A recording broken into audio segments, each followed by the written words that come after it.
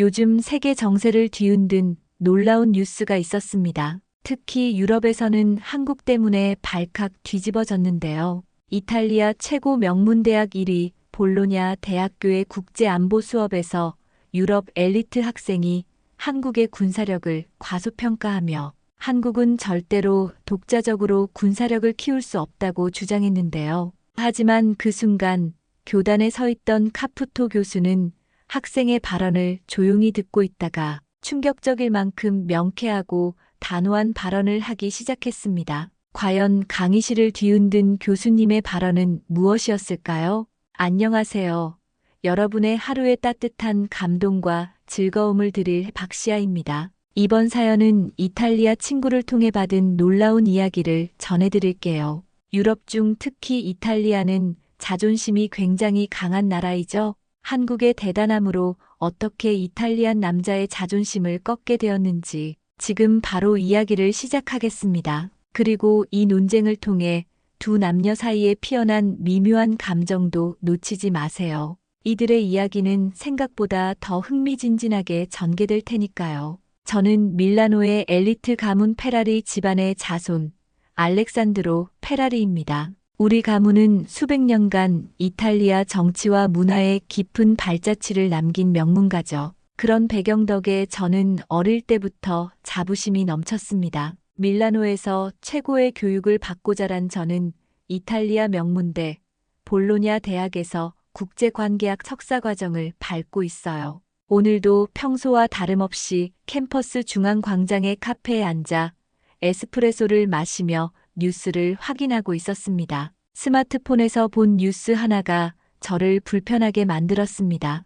한국 방산기업 폴란드와 5조 원 규모 무기 수출 계약 체결. 뭐라고요? 폴란드가 왜 하필 한국에서 무기를 수입한다는 겁니까? 유럽 국가가 아시아 국가에서 군사 장비를 대량으로 구매한다니 이해가 가지 않았습니다. 저는 눈살을 찌푸리며 기사를 넘겼어요. 다음 뉴스도 별반 다르지 않았습니다. 삼성전자 유럽 내 반도체 생산시설 확장, 이탈리아 밀라노 인근 새 공장 설립 검토. 저도 모르게 혀를 찼습니다. 우리 고향 밀라노에 한국 기업이 들어온다니 불편했죠. 유럽은 세계 문명의 중심이자 역사와 문화의 본산인데 이제는 아시아 국가들이 우리 영역까지 침범하는 기분이었습니다. 알렉스, 왜 그렇게 인상을 쓰고 있어? 친구 마르코가 제 테이블로 다가오며 물었습니다. 이것 좀 봐. 요즘 한국이라는 나라가 유럽에서 설치고 있어. 폴란드에 무기를 팔고 우리 밀라노에 공장을 짓겠다고 하고 정말 이해가 안 되네. 마르코는 저와 달리 미소를 지으며 자리에 앉았습니다. 왜 그렇게 부정적으로 생각해? 한국은 요즘 정말 대단한 나라야. 내 동생은 한국 드라마에 완전 빠져 있고 나도 한국 자동차를 타고 있잖아. 그게 무슨 상관이야? 저는 짜증스럽게 대답했습니다. 유럽이 세계의 중심이었던 시대가 지났다고 생각해? 우리가 로마 제국과 르네상스의 후손이라는 걸 잊었어? 마르코는 고개를 절레절레 흔들었죠. 너 정말 구시대적인 생각을 가지고 있구나. 세계는 빠르게 변하고 있어. 한국뿐만 아니라 많은 아시아 국가들이 놀라운 속도로 발전하고 있다고. 저는 코웃음을 쳤습니다. 그래, 그들이 휴대폰이나 TV 같은 전자제품을 잘 만든다는 건 인정해. 하지만 고급 전차나 자주포 같은 첨단 무기까지 그건 우리 유럽의 영역이지. 독일이나 프랑스, 영국이 세계 최고의 무기를 만들어 왔잖아. 마르코의 표정이 진지해졌습니다. 너 정말 모르는구나. 한국은 이미 세계 7위의 방산 수출국이야. 그들의 K2 전차와 K9 자주포는 세계 최고 수준으로 인정받고 있어.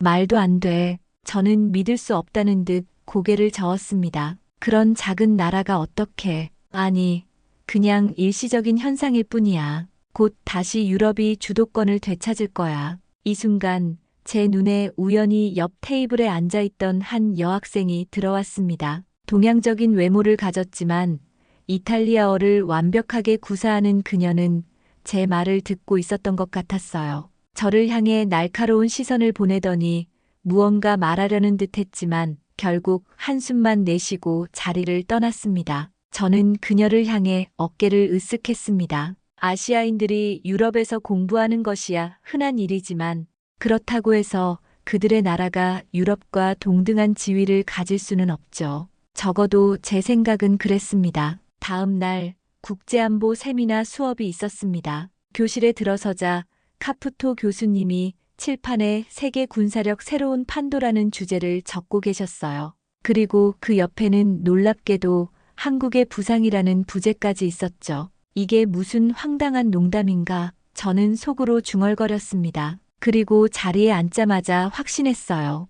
오늘은 분명 지루하고 쓸데없는 수업이 될 거라고 말이죠. 하지만 그때는 몰랐습니다. 이 수업이 제 인생을 완전히 바꿔놓게 될 거라는 사실을요. 카푸토 교수님이 입을 열었습니다. 오늘은 전통적인 군사 강국 외에 새롭게 부상하는 국가들의 군사력에 대해 이야기해 보겠습니다. 저는 한숨을 내쉬며 창밖을 바라봤습니다. 그리고 문득 어제 카페에서 봤던 그 여학생이 교실 앞쪽에 앉아 있는 것이 보였습니다. 그녀는 교수님의 말씀에 열심히 필기를 하고 있었어요. 무언가 불편한 예감이 들었습니다. 오늘 이 수업이 내 생각보다 훨씬 더 복잡한 상황으로 흘러갈 것 같다는 그런 느낌 말이죠. 카푸토 교수님은 수업을 시작하며 학생들에게 질문을 던졌습니다. 여러분은 21세기 국제 안보 구도에서 가장 주목해야 할 신흥 강국이 어디라고 생각합니까? 교실 안은 침묵에 잠겼고 저는 속으로 웃었죠. 당연히 중국이나 인도 같은 인구 대국을 언급할 것이라 예상했으니까요. 하지만 그때 앞쪽에 앉아있던 그 동양 여학생이 손을 들었습니다. 한국이라고 생각합니다, 교수님.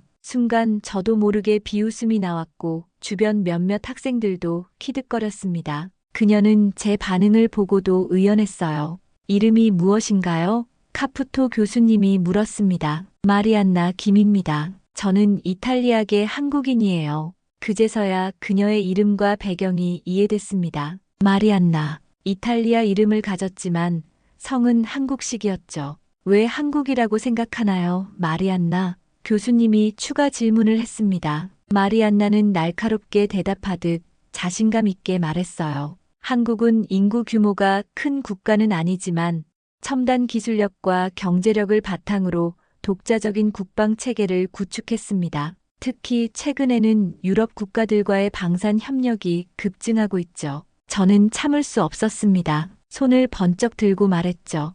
교수님, 반박해도 될까요? 카푸토 교수님은 흥미롭다는 표정으로 고개를 끄덕였습니다. 물론이죠, 알렉산드로. 자유롭게 의견을 나누는 것이 이 수업의 목적입니다. 저는 자리에서 일어나 당당하게 말했습니다. 한국은 분명 전자제품으로는 이름을 알렸지만 군사력으로 세계를 주도하려면 수백 년의 전통과 역사가 필요합니다. 유럽의 군사기술은 두 차례의 세계대전과 수많은 역사적 경험을 통해 다듬어진 것이죠. 한국 같은 신생국이 갑자기 군사강국이 된다는 것은 과장된 평가가 아닐까요? 마리안나의 눈빛이 차가워졌습니다. 그녀는 조용히 자리에서 일어나 저를 똑바로 쳐다봤어요. 알렉산드로 신생국이라고 말씀하셨는데 한국의 역사는 5,000년이 넘습니다. 당신이 말하는 수백 년의 전통보다 훨씬 오래됐죠. 그리고 현대 군사 기술에서 중요한 것은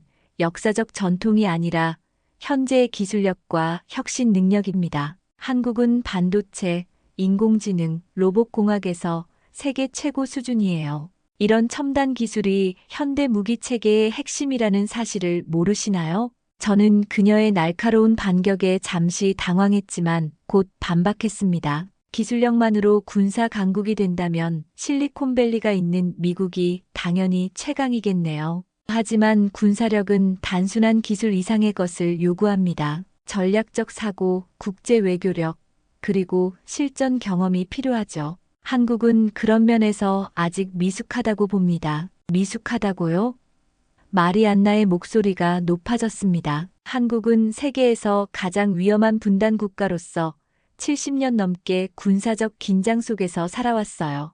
그 과정에서 독자적인 방위 산업을 발전시켰고 지금은 그 기술을 세계에 수출하고 있습니다. 폴란드, 노르웨이, 호주 같은 나라들이 한국 무기를 선택하는 이유가 있는 거죠. 교실 안은 긴장감으로 가득 찼습니다. 다른 학생들은 우리의 논쟁을 흥미롭게 지켜보고 있었죠. 저는 마리안나의 지적에 약간 당황했지만 물러서고 싶지 않았습니다. 그렇다면 왜 나토 국가들은 여전히 미국이나 독일, 프랑스 무기를 주력으로 사용하나요? 소수의 계약이 한국 방산의 성공을 증명하지는 않습니다. 그때 마리안나가 뜻밖의 질문을 던졌습니다. 알렉산드로, 혹시 K9 자주포나 K2 전차에 대해 들어본 적 있나요? 아니면 FA-50 경공격기는요? 솔직히 저는 이런 무기 시스템에 대해 전혀 들어본 적이 없었습니다. 그래서 잠시 말문이 막혔죠.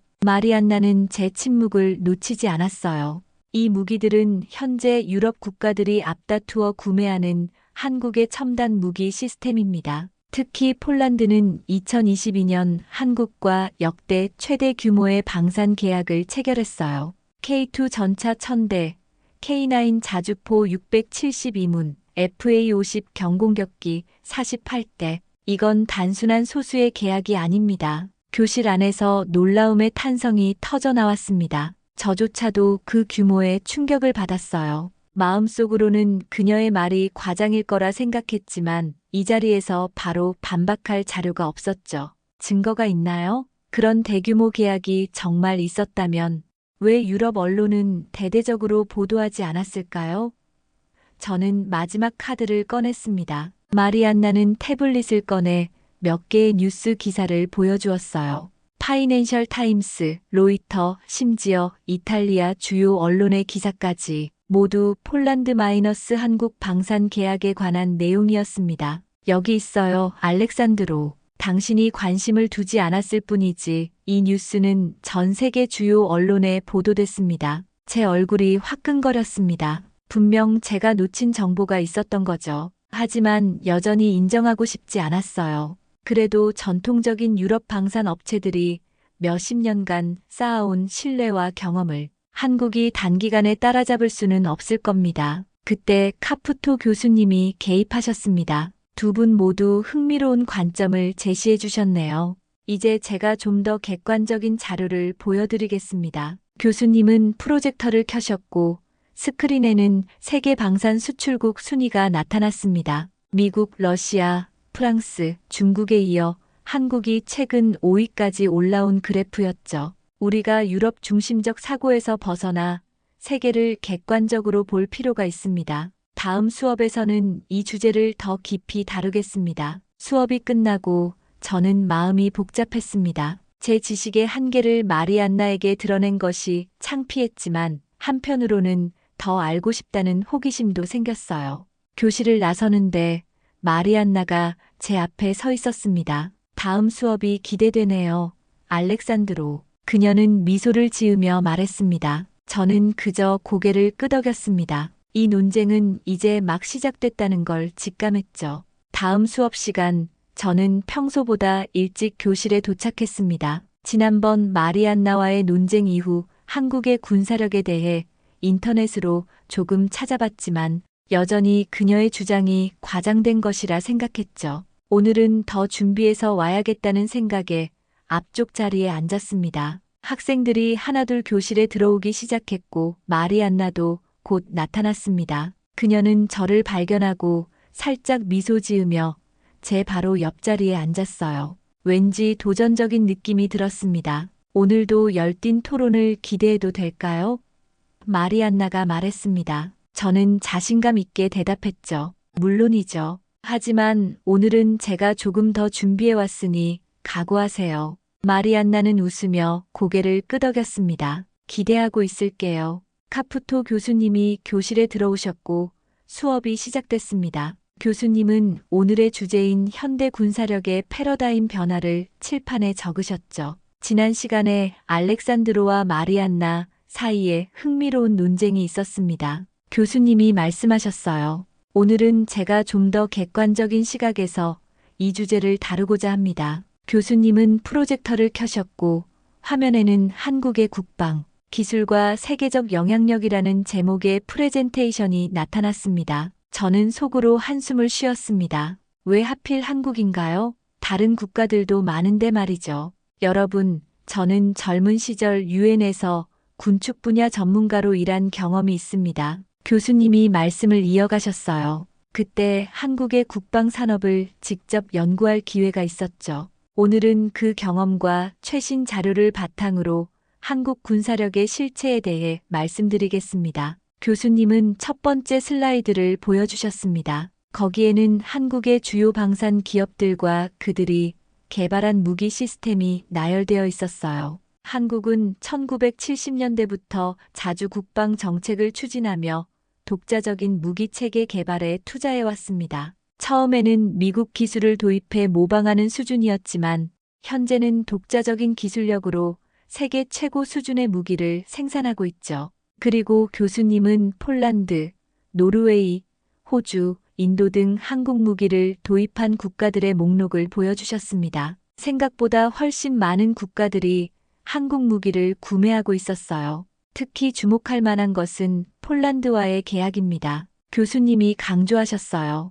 역사적으로 독일이나 프랑스의 무기를 사용해온 유럽 국가가 한국 무기를 대규모로 도입한 것은 큰 의미가 있습니다. 저는 손을 들고 질문했습니다. 교수님, 그렇다면 왜 폴란드는 전통적인 유럽 무기 대신 한국 무기를 선택한 건가요? 단순히 가격 때문인가요? 교수님은 미소를 지으셨습니다. 좋은 질문입니다. 알렉산드로. 물론 가격 경쟁력도 있지만 그것만이 이유는 아닙니다. 제가 폴란드 국방부 관계자와 나눈 대화에 따르면 3가지 주요 이유가 있었습니다. 교수님은 그 이유들을 하나씩 설명하셨어요. 첫째, 기술적 우수성입니다. K 전차는 세계에서 가장 발전된 전차 중 하나로 독일의 레오파드나 프랑스의 르클레르와 비교해도 뒤지지 않습니다. 둘째, 신속한 납품 능력이죠. 한국은 현재 가동 중인 생산 라인을 갖추고 있어 빠른 시간 내에 대량 생산이 가능합니다. 셋째, 기술 이전 의지입니다. 한국은 폴란드와 공동 생산 및 기술 이전에 적극적이었죠. 저는 여전히 의구심이 들었습니다. 하지만 교수님, 실전 경험이 부족하지 않나요? 유럽 무기들은 실제 전쟁에서 검증된 것들이 많은데요. 이때 교수님의 표정이 진지해졌습니다. 알렉산드로, 당신은 실전 경험이라는 말을 자주 사용하는데 현대 전쟁에서 가장 중요한 것은 기술적 우위입니다. 더구나 한국군은 세계에서 가장 위험한 분단 국가에서 항상 전쟁 준비 태세를 유지해왔습니다. 이론적인 전쟁 시나리오를 넘어 실제로 국가의 생존이 걸린 상황에서 무기 체계를 발전시켜왔죠.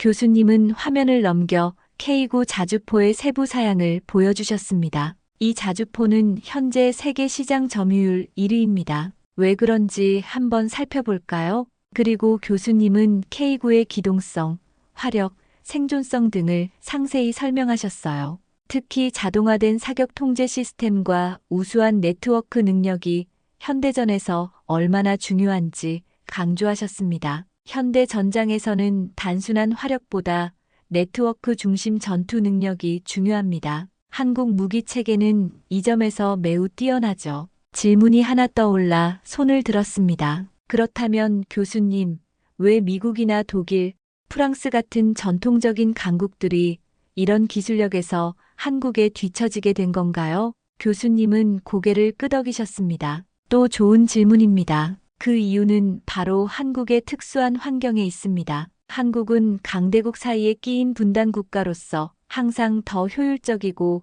혁신적인 방법으로 국방력을 강화해야 했습니다. 제한된 자원으로 최대의 효과를 내야 했던 것이죠. 또한 한국은 세계 최고 수준의 전자산업과 IT 기술을 보유하고 있어 이를 국방 분야에 접목시키는 데 유리한 환경을 갖추고 있습니다. 반도체, 정보통신, 인공지능 분야의 발전이 현대 무기 체계의 핵심 경쟁력이 된 것이죠. 교수님은 계속해서 여러 자료를 보여주셨습니다. 한국의 국방 예산 추이, 연구개발 투자, 그리고 글로벌 방산 시장에서의 성장세까지 모두 객관적인 데이터였죠. 몇 년 전까지만 해도 한국의 방산 수출은 미미한 수준이었습니다. 하지만 지난 5년간 폭발적으로 성장해 이제는 세계 5위 방산 수출국이 되었습니다. 이것은 단순한 우연이 아니라 장기적인 전략과 투자의 결과입니다. 저는 점점 더 혼란스러워지고 있었어요. 제가 알고 있던 세계와 교수님이 보여주시는 현실 사이에 큰 괴리가 있었죠. 그동안 저는 유럽 중심적 사고에 너무 매몰되어 있었던 걸까요? 그리고 방산만이 아닙니다. 교수님이 말씀을 이어가셨어요. 한국의 민간 기술력도 주목할 만합니다. 삼성전자와 SK 하이닉스는 세계 메모리 반도체 시장의 70% 이상을 점유하고 있고,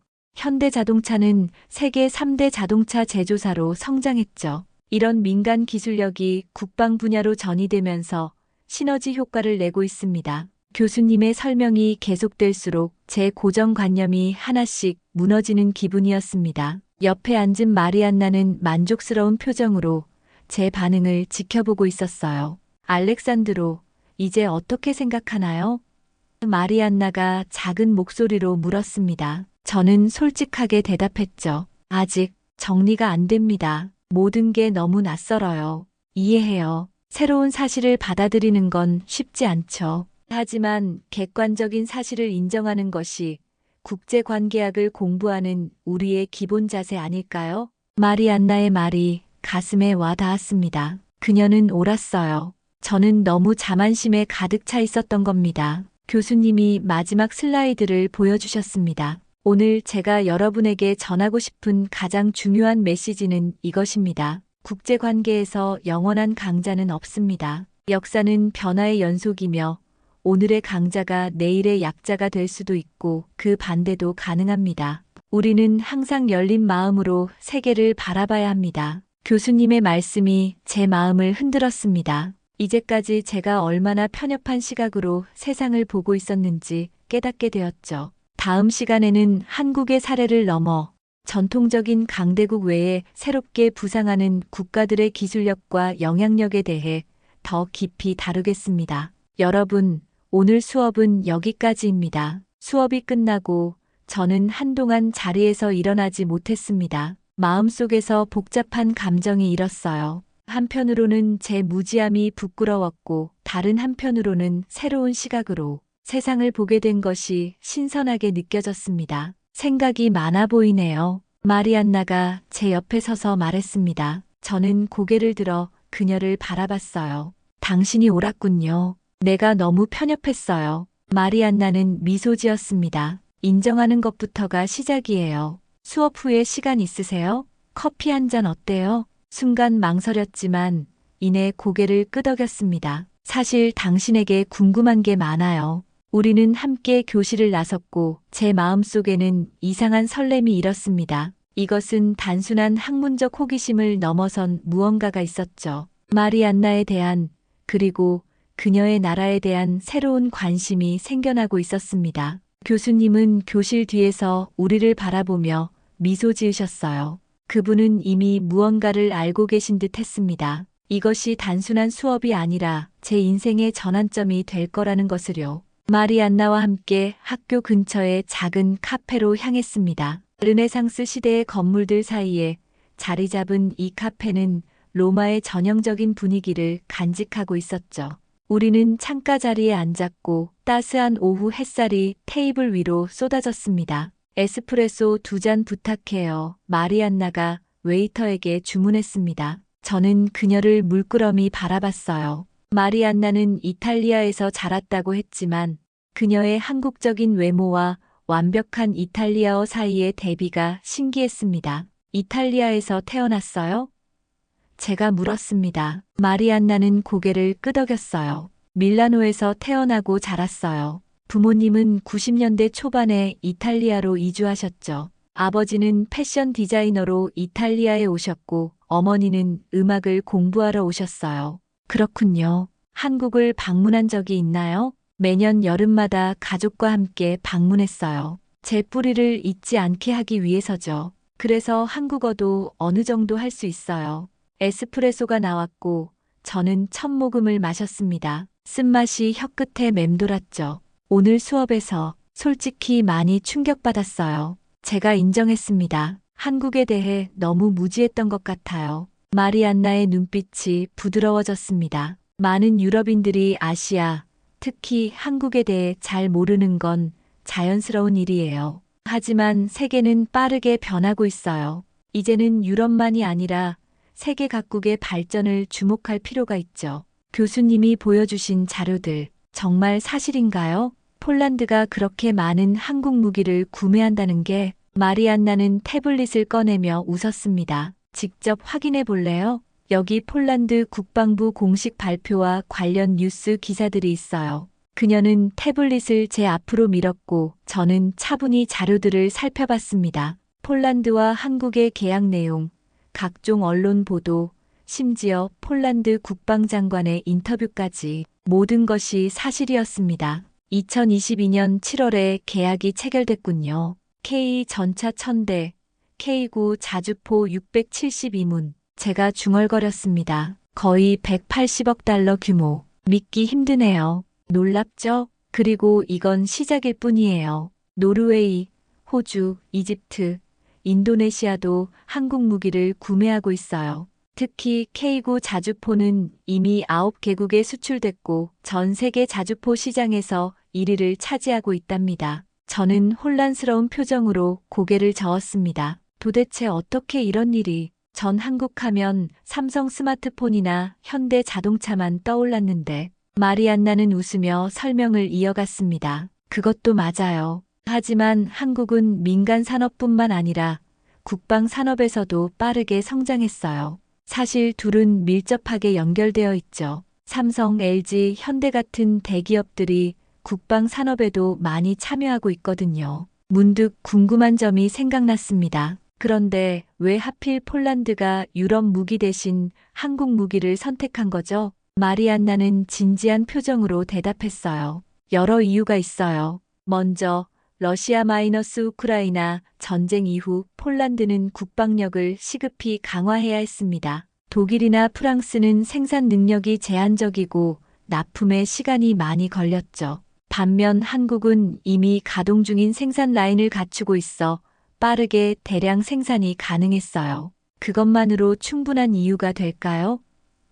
제가 의구심을 표했습니다. 마리안나는 태블릿으로 K 전차의 사양을 보여주었어요. 기술적 우수성도 중요한 이유였죠. K 전차는 세계에서 가장 발전된 전차 중 하나예요. 자동 표적 추적 시스템, 능동 방어 체계, 고급 통신 네트워크, 이런 기능들이 현대전에서는 매우 중요하죠. 저는 태블릿을 유심히 살펴보았습니다. K 전차의 사양은 정말 인상적이었어요. 독일의 레오파드나 미국의 에이브럼스와 비교해도 뒤지지 않는, 어쩌면 일부 영역에서는 더 뛰어난 성능을 갖추고 있었죠. 그리고 폴란드가 중요하게 생각한 또 다른 점은 기술 이전이었어요. 마리안나가 덧붙였습니다. 한국은 폴란드의 기술을 이전하고 공동 생산하는 데 적극적이었죠. 이는 폴란드의 방위산업 발전에도 큰 도움이 됩니다. 유럽 국가들은 기술 이전에 인색한가요? 마리안나는 고개를 끄덕였습니다. 일반적으로 그렇죠. 특히 최첨단 기술은 자국 내에 보관하려는 경향이 있어요. 하지만 한국은 새로운 시장을 개척하기 위해 좀 더 유연한 접근법을 취했습니다. 저는 에스프레소 잔을 들어 마지막 한 모금을 마셨습니다. 마음속으로는 여전히 혼란스러웠지만 점점 더 현실을 받아들이기 시작했어요. 그래서 한국은 어떻게 이렇게 빠르게 성장할 수 있었을까요? 70년 전만 해도 세계에서 가장 가난한 국가 중 하나였다고 들었는데 마리안나의 눈이 반짝였습니다. 이런 질문을 기다려왔다는 듯이 보였죠. 한국의 성공 비결은 여러 가지가 있지만 가장 중요한 것은 교육에 대한 투자와 국가적 의지였어요. 한국인들은 교육을 매우 중요시하죠. 그리고 1950년대 전쟁으로 폐허가 된 상황에서 우리도 할 수 있다는 강한 의지가 있었어요. 그녀는 계속해서 설명했습니다. 또한 한국은 내수 시장이 작기 때문에 처음부터 수출 지향적 경제 정책을 펼쳤어요. 세계 시장에서 경쟁하기 위해 끊임없이 혁신하고 품질을 높이는 데 집중했죠. 그리고 정부의 전략적인 산업 정책도 큰 역할을 했고요. 저는 진지하게 그녀의 말을 경청했습니다. 한국의 성공 스토리는 정말 놀라웠어요. 한국의 방산 기술은 미국이나 유럽에서 도입한 건가요? 제가 물었습니다. 초기에는 그랬어요. 하지만 점차 독자 기술 개발로 전환했죠. 예를 들어 K9 자주포는 초기에는 미국 기술을 참고했지만 지금은 완전히 한국의 독자적인 기술로 발전했어요. 이제는 오히려 한국의 기술이 유럽으로 역수출되는 상황이니까요. 그때 마리안나의 태블릿에 알림이 울렸습니다. 그녀는 화면을 확인하고 놀란 표정을 지었어요. 방금 새로운 소식이 들어왔네요. 노르웨이가 추가로 K 전차를 주문하기로 결정했대요. 이제 정말 한국의 방산 수출이 유럽에서 대세가 되고 있어요. 저는 가슴이 묵직해지는 느낌이었습니다. 제가 알던 세계 질서가 눈앞에서 무너지는 것 같았죠. 이건 정말 충격적인 변화네요. 제 목소리가 작아졌습니다. 마리안나는 제 표정을 살피더니 다정하게 말했어요. 변화는 두렵게 느껴질 수 있어요. 하지만 변화를 이해하고 받아들이는 것이 국제관계를 공부하는 우리의 역할이 아닐까요? 그녀의 말은 제 마음을 관통했습니다. 저는 천천히 고개를 끄덕였어요. 당신 말이 맞아요. 내가 너무 고정관념에 사로잡혀 있었던 것 같아요. 마리안나는 미소 지었습니다. 괜찮아요. 우리 모두 배우는 과정이니까요. 그리고 그녀는 시계를 확인하고 자리에서 일어났습니다. 다음 수업 시간이 다 됐네요. 함께 걸어갈까요? 저는 고개를 끄덕이며 일어났습니다. 카페를 나서면서 마음속으로는 여전히 복잡한 감정이 일었지만 한 가지는 확실해졌어요. 세상은 제가 생각했던 것보다 훨씬 더 복잡하고 다양하다는 사실을요. 그리고 이제 그 다양성을 받아들일 준비가 되어 있다는 것도요. 주말이 찾아왔습니다. 카페에서 마리안나와 나눈 대화 이후 한국에 대한 생각이 머릿속을 떠나지 않았어요. 스페인 광장 근처를 산책하던 중 우연히 마리안나를 만났습니다. 알렉산드로, 이런 곳에서 만나다니. 그녀는 캐주얼한 원피스 차림으로 카메라를 목에 걸고 있었어요. 로마의 거리 사진을 찍고 있었어요. 같이 걸을래요? 관광객들이 잘 모르는 멋진 광장을 보여드릴게요.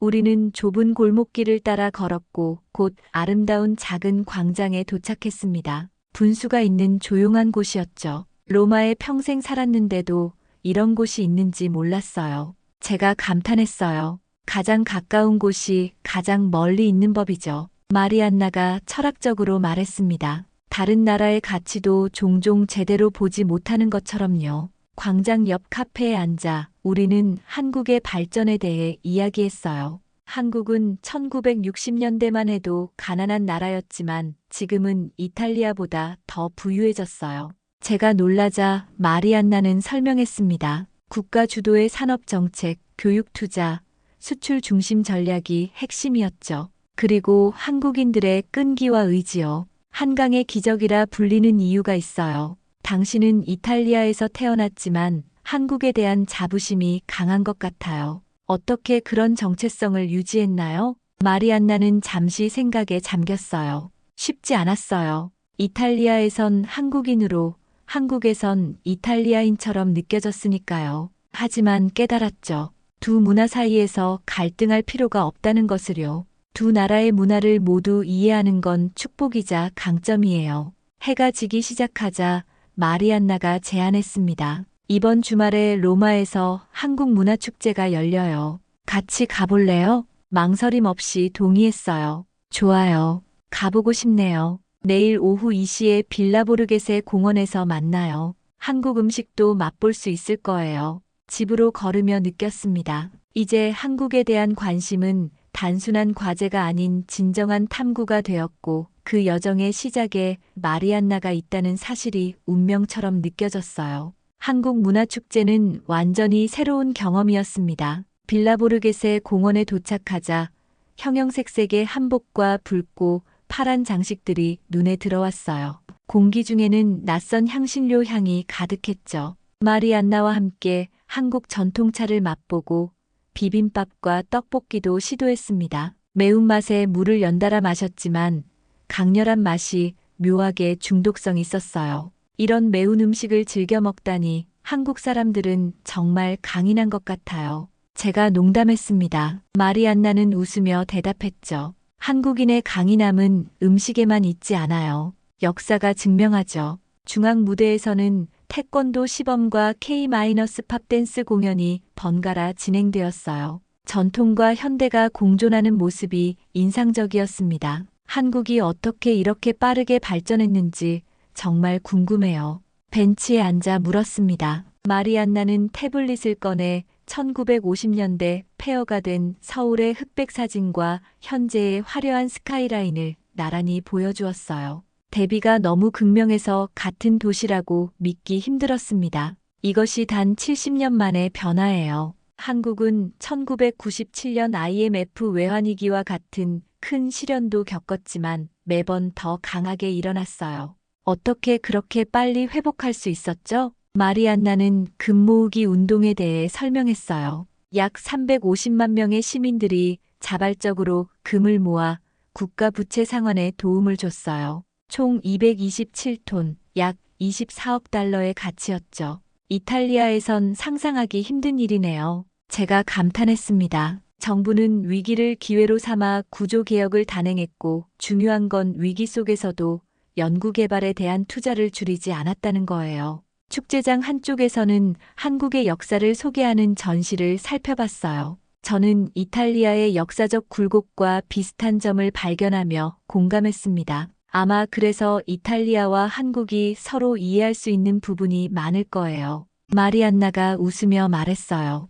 공연이 끝나고 우리는 천천히 공원을 빠져나왔습니다. 로마의 노을이 하늘을 붉게 물들이고 있었죠. 오늘 정말 특별한 경험이었어요. 한국의 역사와 문화를 생생하게 느낄 수 있었어요. 제가 진심으로 말했습니다. 마리안나는 따뜻하게 미소 지었어요. 새로운 것을 배우는데 열린 마음을 가진 사람은 많지 않아요.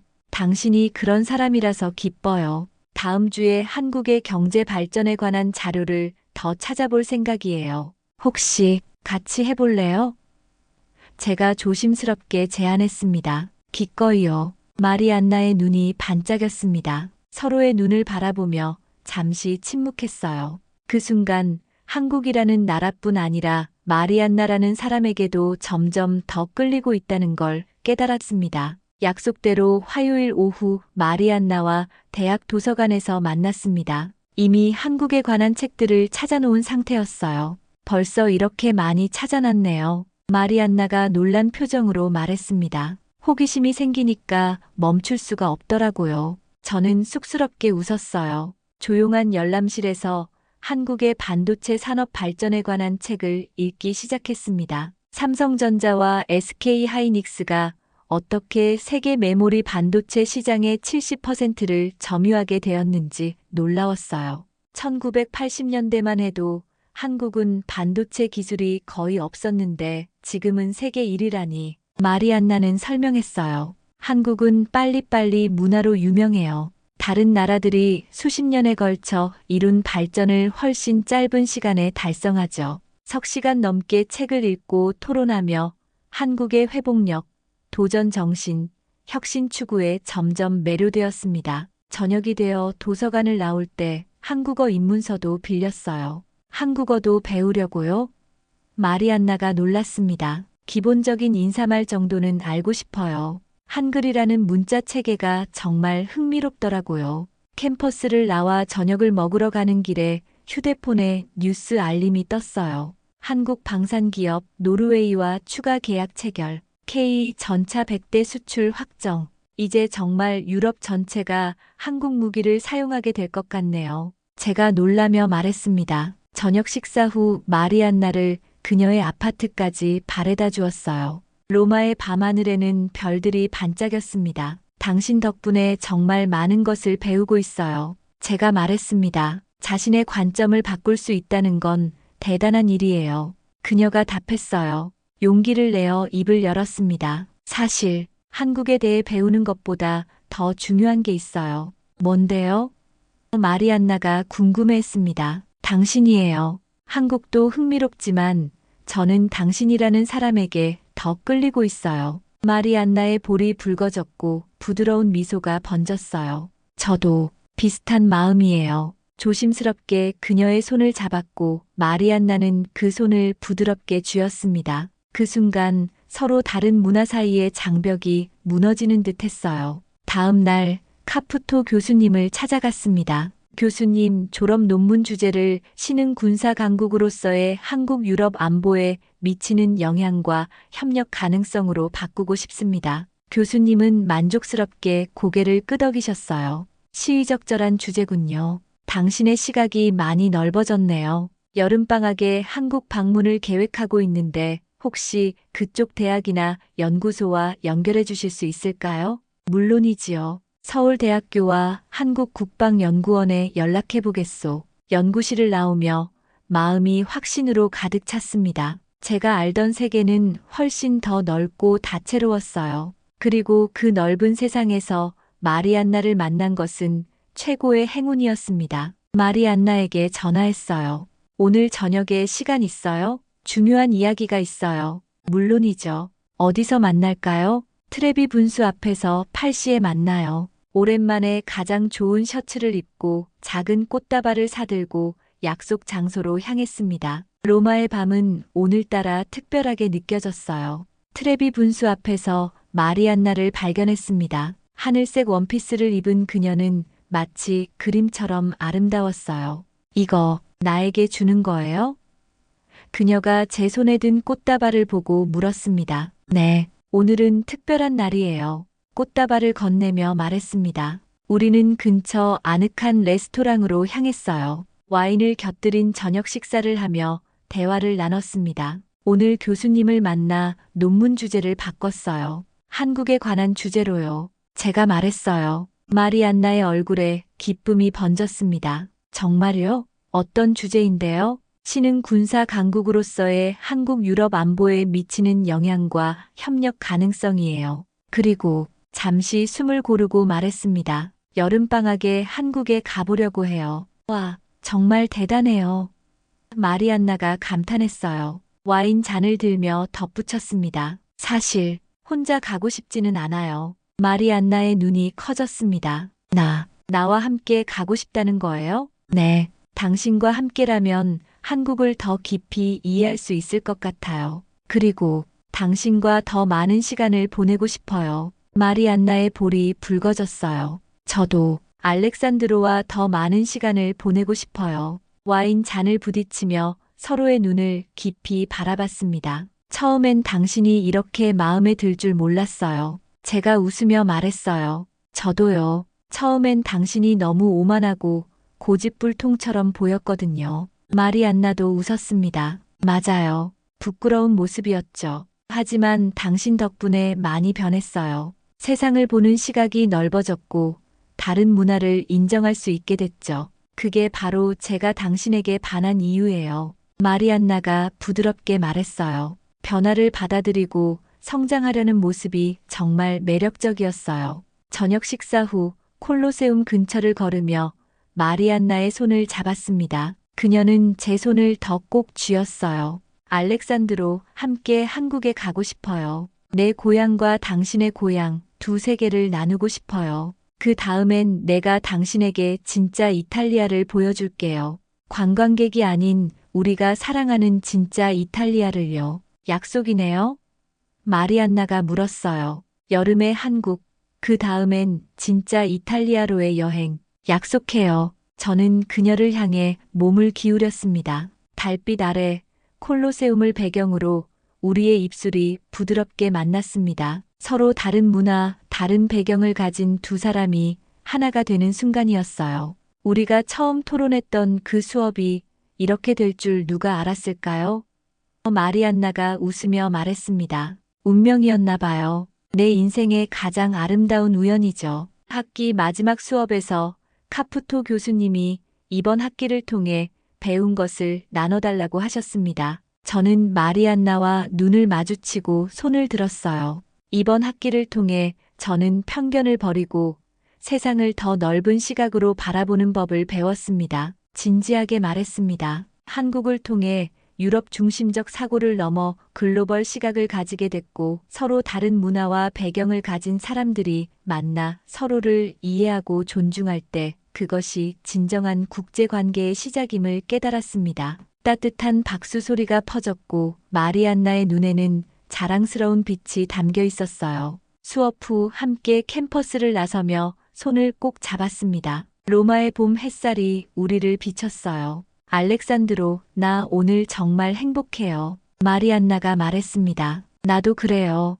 이건 시작에 불과해요. 대답하며 그녀의 손을 꼭 쥐었습니다. 우리 앞에는 더 넓은 세상이 펼쳐져 있으니까요. 이탈리아와 한국, 두 문화의 아름다운 조화가 시작되는 순간이었습니다. 편견을 극복하고 열린 마음으로 세상을 바라볼 때 가장 아름다운 인연이 찾아온다는 것을 깨달았어요. 네, 오늘 준비한 사연은 여기까지입니다. 오늘 이야기 재미있게 들으셨다면 구독과 좋아요 부탁드릴게요. 다음에는 더 새롭고 흥미로운 이야기로 찾아뵐 것을 약속드리며 이만 인사드릴게요. 여러분의 하루에 따뜻한 감동과 즐거움을 전하는 시아는 항상 여러분 곁에 있겠습니다.